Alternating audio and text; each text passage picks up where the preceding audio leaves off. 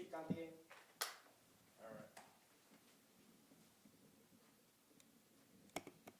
All right, good evening.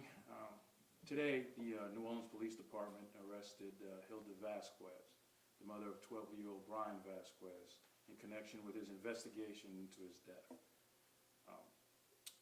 Ms. Vasquez was taken into custody today, Sunday, September 7th, and has been charged with second-degree cruelty to a juvenile and negligent homicide. Keep in mind, this still is an active and sensitive investigation. Our detectives will continue to pursue every fact and every aspect to any investigative leads. Out of respect for the ongoing process, a lot of the details cannot be released. However, we'll try to answer as many questions as we can. We extend our condolences not only to the community, but to Bryan's family in more ways than one. We also want to thank our local, state, and federal partners who all helped in this investigation, as well as the Cajun Navy, who was out there for several days.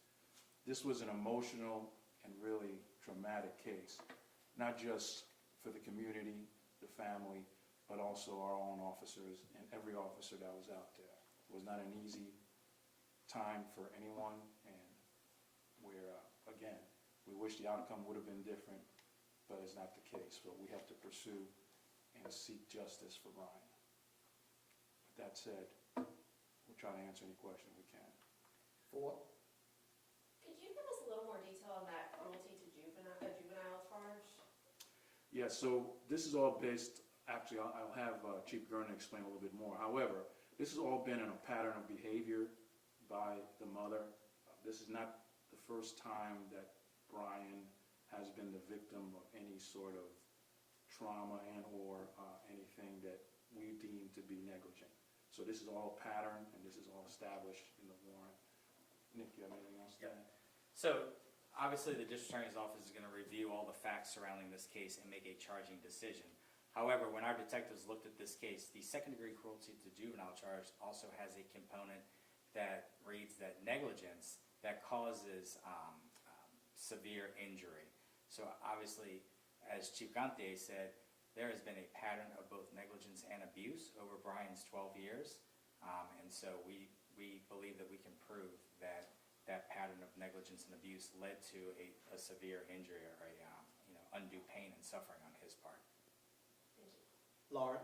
And obviously, you guys probably can't tell us this, but have there been any instances where Bryan has been taken from the mom, or is there any way, like, because obviously there were cruelty charges before, has there been any